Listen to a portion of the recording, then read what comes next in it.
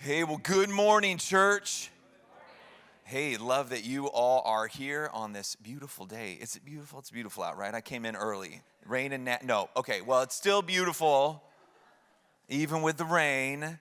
No, love that you guys are here, and I'm excited to get into today's message. We begin a brand new series. I'll be kicking it off, and we're actually going to have the preaching team join in with some of this. So we spent last week really wrestling through the question as we look at Amos, the prophetic work of Amos, and the question is this, ultimately, like, what is justice? What is justice? And so as we get into this, I want to be really clear. We are, for this opening message, there are times I preach and it's very pastoral, right? So it's got lots of stories, lots of illustrations, really touches your heart. And then there are times it's like I really kind of sit in the theology. I tune up the service. And so heads up, hopefully your caffeine is kicked in. Right? Because like we're going to tune up today to set the stage for what Amos is really all about. And so we do need to do a little theological groundwork. Turn to your neighbor and say, wake up. Wake up. You're going to need it. It's first hour of our services, cross locations, right? Wake up. This is, this morning, a theological introduction to the prophecy of Amos. An introduction to the prophecy of Amos. Okay, so to be really clear, the prophecy of Amos will only make sense when we grasp two things, okay? Two things. The first one is this. What is the core of God's heart? What is the core of God's heart? The second thing that we're going to have to really wrestle with to understand this whole series is what is the core of human hurt?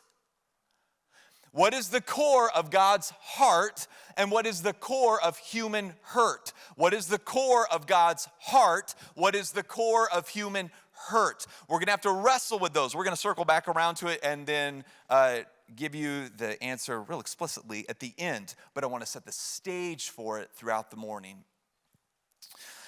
When I first my memory of first coming across the book of Amos, I grew up, my generation, and there's going to be people that are my age and younger, especially, we kind of grew up in an age in history. In high school, I grew up, of course, in Oklahoma, so it would have been, like, I learned a lot about, like, the Native Americans and how mistreated they were, and, like, justice was, like, written into us. And if you grew up in the city, it might be other minority groups and how they've been mistreated.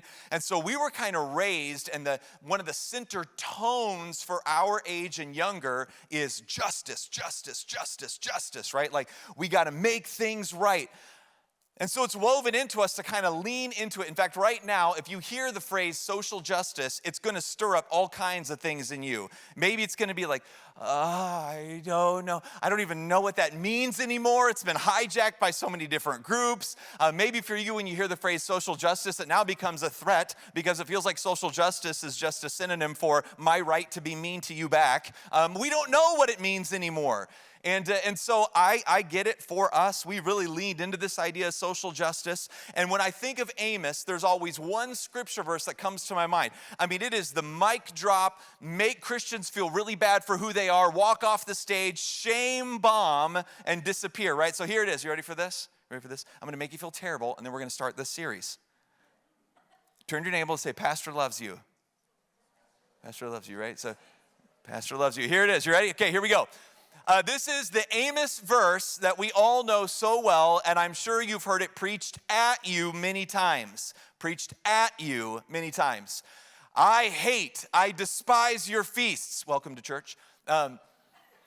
And I take no delight in your solemn assemblies. Even though you offer me burnt offerings and grain offerings, I will not accept them. And the peace offerings of your fattened animals, I will not look upon them. Take away from me the noise of your songs, to the melody of your harps. I will not listen, but let justice, here's the famous verse, let justice roll down like waters and righteousness like an ever-flowing stream. Okay, so I want to hit pause on this real quick. Rather than just like shame heaping and then dropping the mic and walking off, let me ask a question.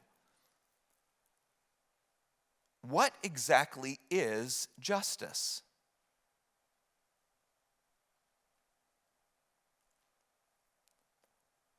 I mean, like, to us, if we were to hear the word justice, we're going to have all of our upbringing, our classroom, our teachers, the people you've been around, all of this is going to be in our ears. We carry with us the definitions of words from our social experiences, right? Like, and we know this is really true. If I say, man, that's cool, that means something different now than it did 50 years ago.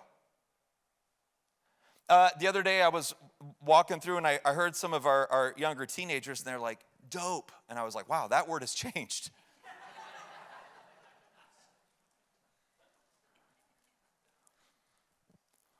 And so I think it's really important, especially when a word becomes incredibly popular in society, inevitably that word is going to naturally grow and take on unique social distinctions because of the experiences that people have had with that word, right? And how it's been taught to them.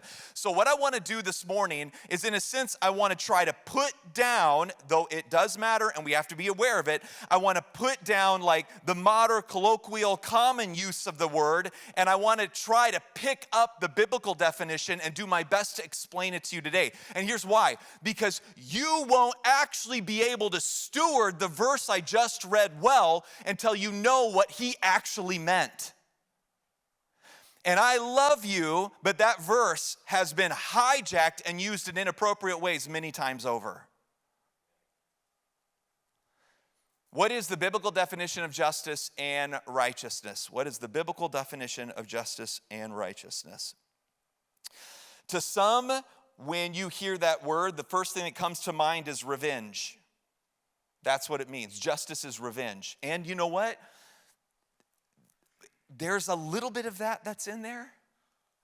To some, when you hear the word justice or righteousness, you may think of like retributions of some kind, like somebody has been mistreated or wronged and you need to make it right. Like there is some of that in there. When you hear the word things like equity, maybe that is attached to your idea of justice and righteousness. In fact, I did a long, I tell you, anybody here, you've just like sunk too deep into AI and had a long debate with it before? Anybody here ever done that? It's kind of fun. I like fighting with AI. And my wife prefers me to debate with AI than her. So it works out pretty well in our family. So I was doing a lot of research. I was trying to like wrap my mind around what is the way that most people today would hear the word justice and hear the word righteous. How would they interpret it in their own mind and heart? And so then all of the different, because you can like now like put websites into ChatGPT. So I was dropping websites, dropping things in there. And I was like, man, can you just help me like summarize what is the common thing? So it sometimes means revenge. It sometimes means equity. It sometimes means retributions. It sometimes means a whole bunch of different things. But in our culture, based on all of these and just list it all out in there, what is like the common thing that's kind of universally true most of the time when you watch a Disney show or you watch the news, most of the time, what does the world today mean when they hear righteousness and justice? And so here you go. The core definition, and you can thank AI for helping me filter through a lot of this, which actually, if AI is the sum of common knowledge among humans, it actually is a great place to go for trying to find the colloquial or common use of a word. So here we go.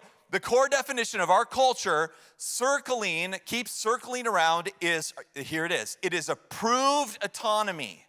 These are the two words that kept coming up over and over and over again. So in all of the things it might be, it seems to always be this in our common use of it. Justice equals personal freedom. Give me what I want and make everyone else be okay with it.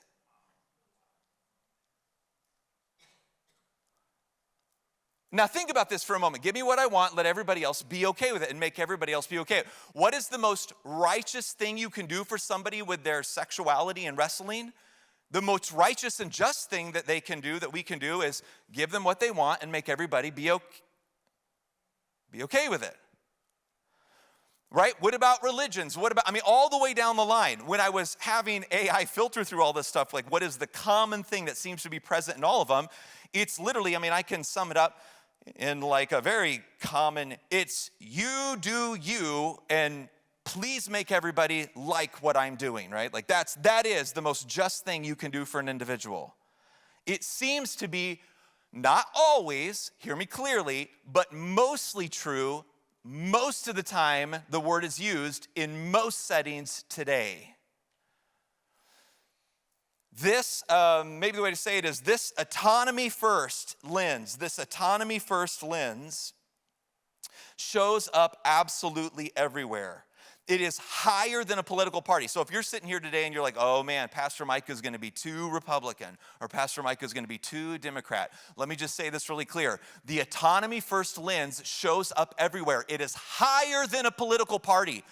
It's woven into our societal norms. Let me throw out some. I thought, let me try to offend everybody before the service is done. Yay, Pastor Mike. So here we go. Here's where you see it. Let people have the autonomy they want and make everybody else be okay with it. Vaccination debates, border policy, healthcare funding, higher education costs, even like abortion issues. Did I hit every political party side yet? This way of social justice, this definition of social justice, you have to understand, it is woven into everything. It is not just one political, it is societal that we view justice and righteousness through this autonomy first lens. Let's try it out. I don't have time. I was going to do this with 2 or 3 of them, but when I was practicing the message a while back, it would be too long. So let me just take one of them. Let's see if you can see it. All right. Again, you got to wake up this morning. Hopefully the caffeine is kicked in. I am going to poke at the idol that we all have. All right. And I could do this with a whole bunch of different things. I'm just going to pick one this morning. See if you can see it. Let's see if you can see it. Look close. Watch the autonomy as justice logic play out. Let's take pregnancy. Okay, here you go. If a mother wants her baby, preventing her from carrying it to term is in fact, it's such an injustice, we would call it murder. All right, now let's keep going. If she doesn't want her baby, preventing her abortion is, I get it. Wonderful, modern, Western Christians, we, like if you're on the more conservative side, you're like, you're changing your ethic. No, she's not. She's not changing her ethic. Watch it. The moral compass actually hasn't changed. See if you can see it. The moral compass actually hasn't changed direction. It's all about her personal autonomy. See, you think it's about the child. That's not what is most just to us. It's not about the other. The baby shifts from beloved treasure to a threat simply by a change of her ethic doesn't change. The first baby she wants, the second one she doesn't. What makes the baby worth or not worth it is literally based on her autonomy to choose whether she wants it or not. And if you prevent her autonomy, you are doing her an injustice. Pick your political camp, they'll use it, right? We could put vaccinations up there. We could put border issues. I could put all kinds of stuff up here. I'm telling you, the God of our justice engine in our current culture is you do you and make everybody else be okay with it. Now, I also want to give credit where credit is due as we wrestle with this, right? So like the autonomy engine, it's not always evil, right? Like it's not the core, but it's not always evil. Think about this with me for a second. It's true. The value of autonomy can serve good causes, right? It can. Think about rescuing trafficking victims. They have no autonomy, and we want to rescue them. We want to rescue them to set them free. But set them free to do what? But Scripture insists, and guys, this is so important. Oh my goodness, in this cultural moment, it is so imperative before we get into the book of Amos that you really, truly hear what I'm telling you. Personal autonomy, it is not the core of justice. That is not the core of justice. Scripture insists that personal autonomy, it isn't the ultimate measure of justice. So we need to put down our cultural dictionary, and in a sense, we need to pick up a biblical one to really try to substantiate a biblical worldview, because you will not understand Amos if you project upon all of his prophecies, personal autonomy is the greatest thing that you can give someone. You won't understand Amos. In fact, you will misuse his prophecies today, if you think that what he's saying when he walks into these countries that are falling in a mess, if you think he walks in and says, yo, you guys are mistreating each other, and what you need to do is give everybody equal everything and personal autonomy, and that's not what he's saying. He is calling for something specific. Just like Jonah did in Nineveh. Just like the wayward son had to wrestle with before he came home to his father. All right, so let's get even nerdier yet, if you don't mind, right? Let's get even nerdier yet, if you don't mind. Justice, the word justice, let's sit in this. And I'm talking now, setting aside the cultural dictionary and in a sense, attempting to pick up the biblical one. I love this kind of stuff so much. Justice, all right, so justice, the Hebrew is used more than 400 times in the Old Testament. And it means to judge, to govern, or to give people what they are due. Hit pause. Well, Pastor Mike, isn't that it? I mean, it's like revenge and equity and retributions. Like, isn't that what justice is? Let's keep going. Context, however, shows it centering towards something very specific. Give them what they are due. What are they due to be really just to someone? Context shows it's centering towards something very specific, which is restoration. It is bringing straying people back into a right relationship with God and neighbor, especially the widows, the orphans, the immigrants, and the poor. True justice is to love them like God does. That's a really important piece of the puzzle. Hit pause on that. We're going to circle back around to that idea in just a moment. Justice is not some arbitrary, you define it in your own life, you live your own truth. That's not what it is. There is a in the prophets' minds, they have this pre-decided idea of what justice means that they are bringing into the complexity of a culture. The second word I want to sit in, and then we're going to do some more cultural work here. The second word I want to sit in is the word righteousness. Whenever you see the word righteousness, the best way to maybe help you remember it is about making relationships right. That's what righteousness is. Making relationships right. It is not mere private piety, but a love for others rooted in God's character, displaying itself as integrity, compassion, fidelity, and generosity. So hit pause again. When we say the word righteousness, the prophets are bringing with it an understanding that is meta the civilization. It's greater than the civilization. There is an understanding of what integrity is, of what compassion actually is, of what fidelity actually is, and what generosity actually looks like. So when they call for righteousness and justice, the prophets are bringing with them definitions of those words. They're not subjective to your own whim. In fact, maybe the way to say it is the Hebrew writers, if you really, really love your Hebrew, which I find it incredibly fascinating. I love the linguistic stuff. But Hebrew writers love to pair these two. They love to pair, here you have it, righteousness and justice, the two Hebrew words, righteousness and justice. True righteousness is to love people like God does. It is to love people like God does. Okay, so clearly, to do righteousness and justice is more acceptable to the Lord than sacrifice. More acceptable to the Lord than sacrifice. Righteousness and justice, Psalms 89:14, are the foundation of your throne. Steadfast love and faithfulness go before you, Psalms 89:14. Man, I actually had a whole bunch of scriptures listed. The core idea that you see woven through it is righteousness and justice are centered on right relationship. It is, in a sense, a right ordering here and a right ordering here that turns into a right relationship here.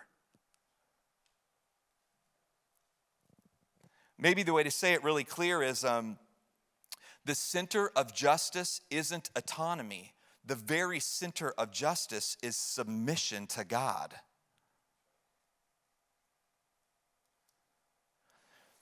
So think about this with me. Some of the most atrocious stories that you find in the Bible: Nineveh, Jonah. Jonah comes walking into Nineveh, and when Nineveh has the breaking of heart, and they begin the process of making right their very fallen city, what is the first thing they do? They fall on their knees, tear their clothes, and say, God, forgive us. Maybe the way to say it is, there is a transcendent moral law that is greater than any of your subjective desires. And the only way to find absolute transcendent justice and mercy and righteousness understood correctly as applied in civilization is not you do you. It's not even giving people full autonomy to do whatever they want. The best way to execute it is by coming in tight in relationship with God, submission to his ways, and it's through this that we understand what doing all of this laterally with each other actually looks like.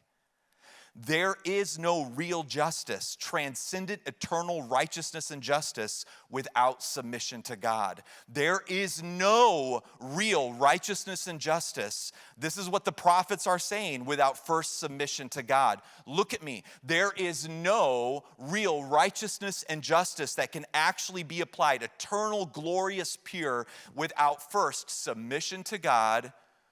And in right relationship and submission to him, we can understand how we relate with each other.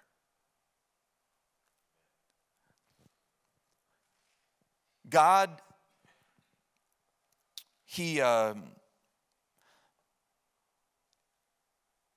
God doesn't separate vertical reconciliation from horizontal repair. He doesn't. You can't do relationships right with others until you understand that you need to submit all of your compasses to the King of Kings. God doesn't separate vertical reconciliation from horizontal repair. Both radiate from the same heart. Where true biblical righteousness and justice are found, God's love abounds. God's love ultimately abounds. I want to take a moment and look through some different scholars through history. So this isn't just looking at the ancient Hebrew. It's not just understanding the prophetic works. It's not just even Mike's own subjective interpretations of this. I want to look at some scholars. So here we go. Dr. Timothy Keller. Dr. Timothy Keller says this. I don't know if you've ever read the book Generous Justice. I'd highly encourage you to if you have not. But let's look at this. Okay, Dr. Keller says, oh my goodness, man, everybody under the age of 40 that went to public school desperately needs to hear this. I love you. Biblical justice is not first about punishment or fairness, but about reordering of relationships under, and the context is God's grace. Let's look at Plantinga, right? This is a really interesting work too if you've not read it. But Plantinga says this: the webbing together of God, humans, and all creation in justice, fulfillment, and delight is what the Hebrew prophet called shalom. So shalom, hang with me, is not just the absence of conflict. Shalom is the presence of perfect peace. And what is the presence of perfect peace? It is the right webbing together of God, humans, and all creation. Let's keep working through this. Old Nicholas, I love some of these guys, right? Like, there is no shalom without justice. There's no shalom without justice. Shalom is the human being dwelling at peace in all his or her relationships. There it is again, with God, with self, with fellows, and with nature. This is exactly right. Nicholas is right. The number one thing that's going to lead you to actual, true, eternal peace, full right justice, and full right righteousness is first and foremost making this relationship with God right. That's the first engine. That is the first engine. It is not you do you. It's not live your own church. It's not, or live your own truth. We do love church. Live your own truth.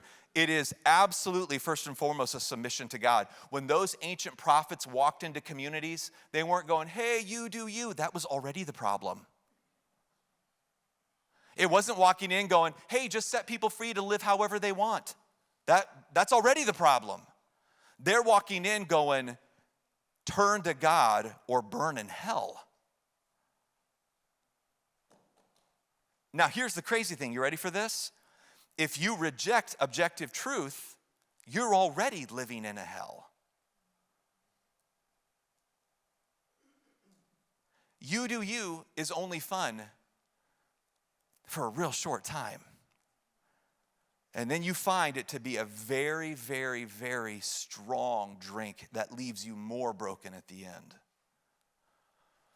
There is nobody that understands how you're created. There is nobody that understands your makeup. There is nobody that understands what makes you whole and complete more than the person who made you. G.K. Chesterton, I love it. He says it like this: freedom is not the liberty to do as we like. It's not the liberty to do as we like, but the power to do as we. Dude, I love Chesterton. I have a Chesterton quote in my office, right? Freedom is not the liberty to do as we like, but the power to do as we ought. Now, what is Chesterton's ought? What is the thing that we are set free to do? We are set free to love God and love neighbor. That's what we're supposed to do. Listen, when God came down and spoke to Moses, think about all of the stories all through the Bible. I hate to break it to you, but the center of the Bible is not you. And as you work through all these stories of the Bible, listen, I love you so much. When God speaks to Moses and he sets the Israelites free and they go out into the desert, they don't go into the desert to make up their own religion and you do you and live your own truth. They're set out, and it literally says it explicitly in Scripture. They're set out into the desert to freely worship God. He set them free for a very specific purpose. And he knew that that's the way they find life to the full and wholeness. All right, so the question would ultimately be this: do you hear the theme? Do you hear the theme? Justice is first. Justice is first. Relational reconciliation, not autonomous self-expression. Righteousness is first. A divine family reunion. That's what it is first. Now, the cool thing is, when you get this right, it will play out in wanting to make things fair and right and just and good with others. But the center of it, of definition of what is fair, right, good, and just, comes from the Lord. Maybe here's a way to, a metaphor that I could use that lines up with a lot of biblical themes. In my own home, right, so I have 5 children, Noah, Nathan, Emma, Kara, Julia. And Julia, my little baby girl, she's 4 years old. She is at the key age where the definition of a good dinner is candy only. So imagine with me that my little 4-year-old comes to me and she says, "This dinner isn't just." By the way, I did have a child use this with me when they were a little older years ago. You like chicken. I don't. You get what you like and I don't. That is the cry of our culture before God.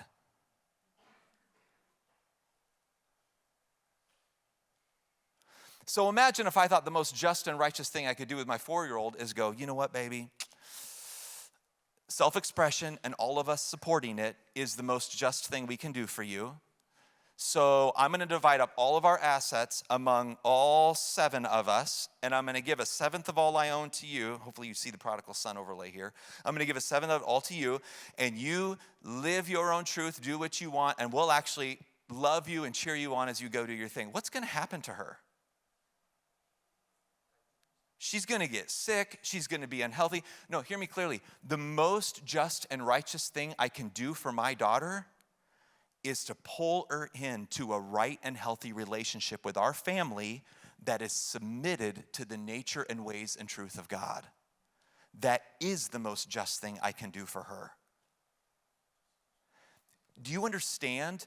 As I'm teaching this, I am tearing down a cultural idol that people on both sides of the political line worship, and they don't even know it.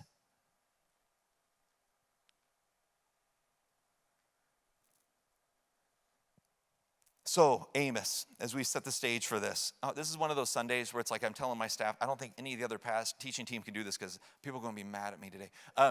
Amos, who is Amos? Well, Amos is a shepherd, a fig farmer, and this is really important, and he's a national outsider.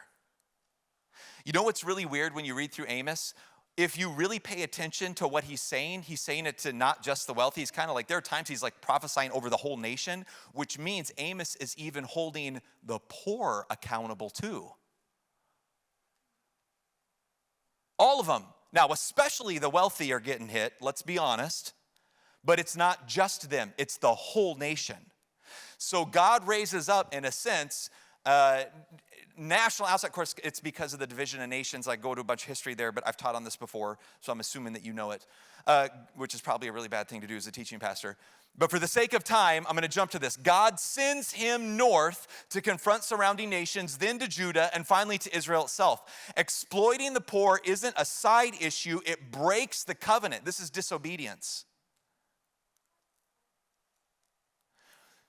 It is a symptom, the way to say it is mistreating the poor is a symptom of a very deep sickness. Listen, I can't, think of it this way. If I have a couple come into my office and they're living unfaithful with each other, right? And I say to them, guess what I'm gonna do? I am gonna assign a police officer to follow you both all around and make sure you never do anything appropriate with anybody else ever. Does that actually make their hearts right?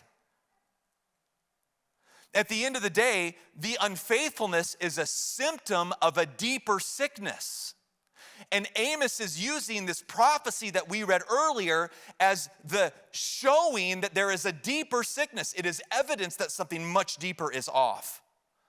It is a symptom of a very deep sickness, a rebellion against the family of God. Amos wants idols toppled. Amos wants the actual idol toppled and a right relationship with God restored. He wants actual justice and he wants actual righteousness displayed in living color. And for a marriage, like to use the marriage metaphor again, to make a marriage actually be loving,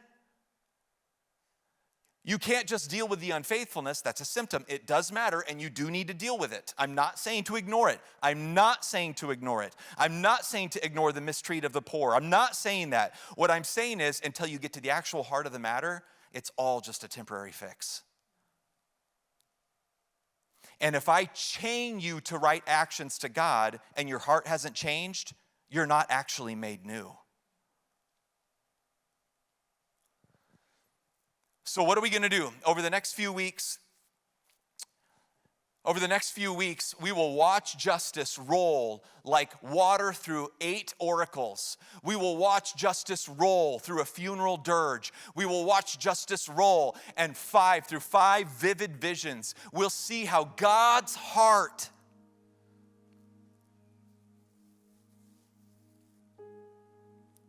We'll see how God's heart for the marginalized confronts both personal sin and systemic rot.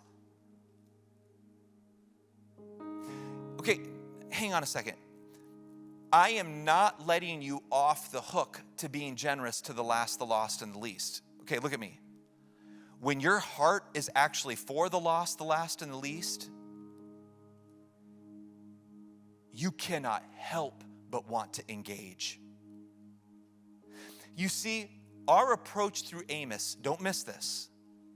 If I merely shame you or guilt you into giving a little more to help with all of our feeding programs downtown or to help send more missionaries or to help do, if I shame you into that, I'm not actually healing what's really broken.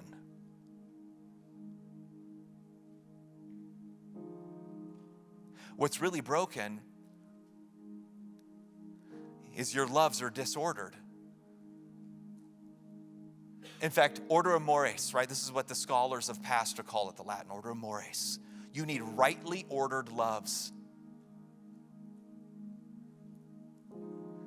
What's the prime solution? Well, the prime solution is first and foremost a restored relationship with God. Nothing is really fixed until that is fixed.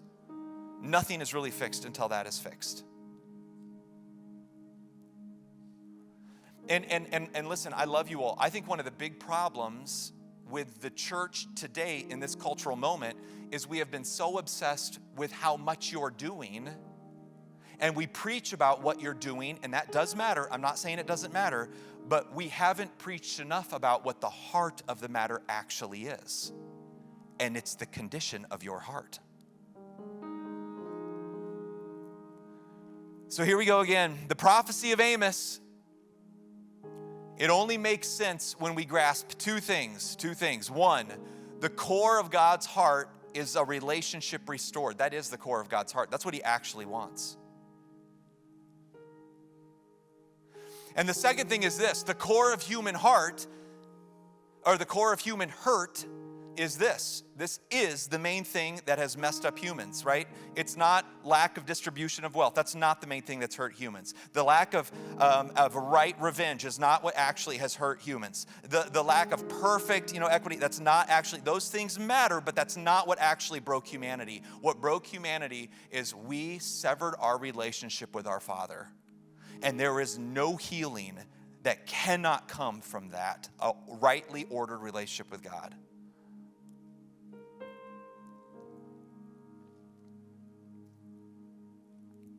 I was, for those of you that know, Mike and I meet with breakfast with Bishop Thompson, Steve Thompson.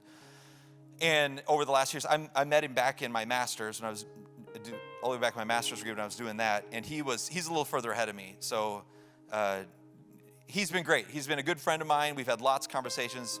Not every Thursday, but most Thursdays we get together. And so I've met with him. I mean, man, we've met many times and talked about racial reconciliation and talked about, we shared pulpits. We do combined services. You guys know this if you're a part of this. We've been heavily involved in restoring racial breakdown in the greater Indianapolis area. Literally, one of my best friends in this town, in this city that I meet with weekly and pray with is an inner city black pastor. I love him to death. Steve is amazing. And he's even now been helping out with the preaching team. He's been rotating in and speaking more, which I love Steve. He's awesome. I was meeting with him, this is a while back, and we were in this long debate with what in the world does racial reconciliation actually look like? And let me tell you, there's a bajillion, that's a made up word, by the way. Maybe it is a real number, I don't know. But there's a bajillion rabbit trails you can go down.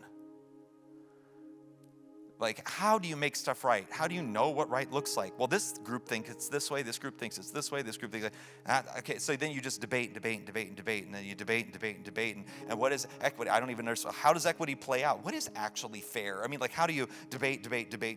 What is, how do you do education? Debate. Just debate. We debate. We always debate. And Steve, this is one of the most brilliant things. I'm serious, one of the most brilliant things I've ever heard. Steve stops and he goes, you know what?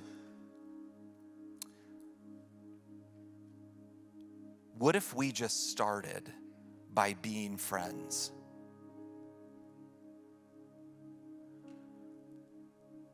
And now here's the deal. At first, that sounds like a belittling of the real issues, doesn't it? Initially, it sounds like you're belittling the real issues. But he actually is on to something incredibly important. When my daughter comes to me and her life is disordered or she's treated unfairly, I care because I love her. If she's really sick, I would do anything in my power to help her. I would give my daughter my kidney, I would literally bleed me out. If it was my daughter living or me living, it would be a no-brainer for me. In a heartbeat, I'd be like, she can have everything. Though my organs are getting a little older and her joints hurt a little more, she can have them, right? She can have them. If I really, look at me, the best thing I can do for my daughter is really love her. The best thing that God did for us is he really loved us. So much so that while we were still yet sinners, he sent his son to die for us. If I really love my daughter, I'd do anything for her. And so Steve's is wild as it wild. See, it sounds, to all of us that want autonomy, mere friendship sounds like a belittling of the real issues. But when you realize autonomy is actually not what is most just and fair and righteous, you begin to realize, look at me, you begin to realize that what Steve said is unbelievably brilliant. Because when Steve actually becomes my best friend, when I watch an injustice in the newspaper, I care. Because I care about him for real.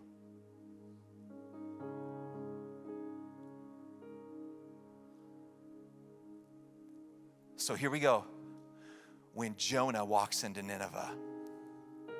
And Nineveh's a train wreck. I mean, I've taught through Jonah in high detail. You can look up those sermons online, right? And Jonah, it's a train wreck, and Jonah doesn't even want to do it. They're so awful, he doesn't even want to love those people. And Jonah comes into this, and then literally, what does he do? He's saying what God has told him to say, and he doesn't want to go do it initially, the whole fish thing, remember that, right? And so he finally ends up landing there, and ultimately, what does he say? You got to get your hearts right with the Lord. That's the first step. And so then Nineveh, what do? They tear their clothes, and they hit their knees, and they're like, forgive us, for we are right. And they come before God. They rightly order amoris. They rightly order their loves. My friends, with all of these prophetic works, you cannot steal the word righteous and justice away from its actual meaning, or you, with good language, will lead people away from what actually could save them. There is no righteousness and justice without first submit to the Lord with all your heart and lean not on your own understandings. In all your ways, submit to Him, right? And He will ultimately make our paths. That's how we find the right way straight.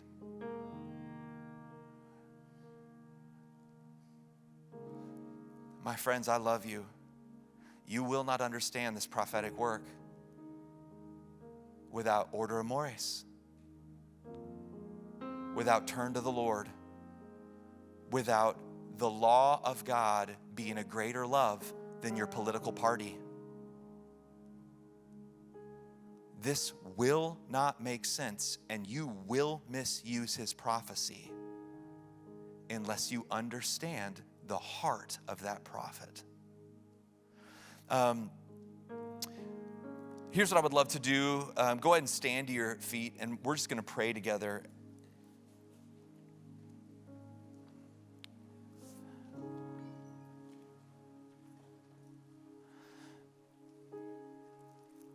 And I just want to say thank you. I knew today, coming into today, was going to be way more theology heavy and way less like pastorally fun.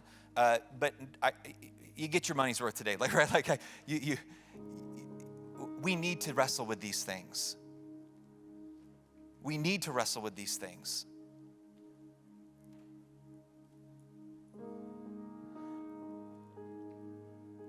For some in this room right now, you actually are fighting with the idol, the demonic idol that I shined a light on today. Like you're sitting in this room and you're like, whoa. Real justice. I mean, if you're a good product of our civil system, you've been taught to worship a God and you didn't even know it. Little g God, and you didn't even know it. And I'm here today and I'm shining a light on it. And you're like, whoa. What's most righteous and what's most just is, me having autonomy to do and pursue the things I like, and for all of you all to support me in it. And this sermon offends because we've shown a light on the God that you actually worship. I love you.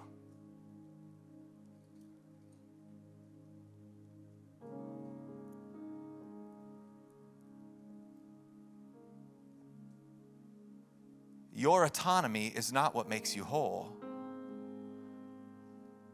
It is a relationship restored with your Creator that actually makes you whole.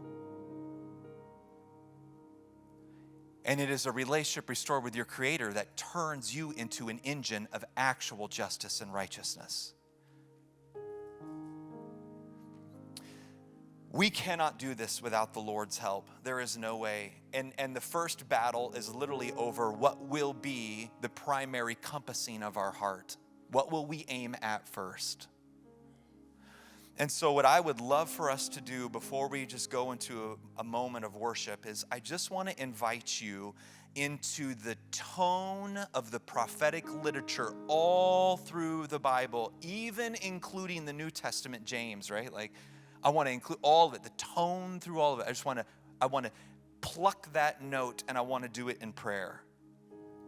So if you would just open your hands, and like Nineveh going, I need saved.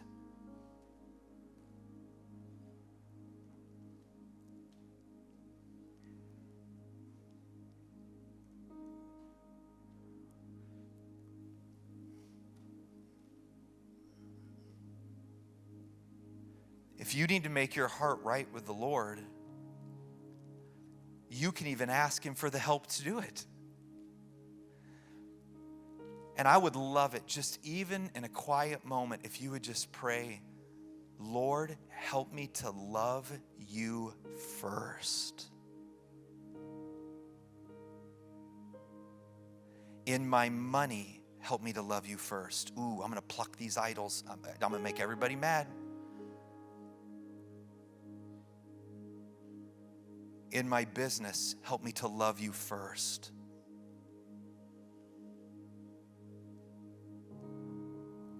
In loving my children, help me to actually love you first.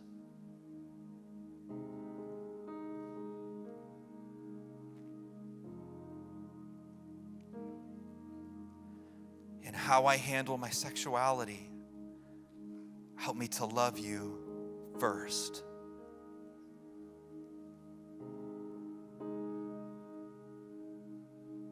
And even in how we understand justice and mercy and righteousness, help me to love you first. God, I ask for a miracle today.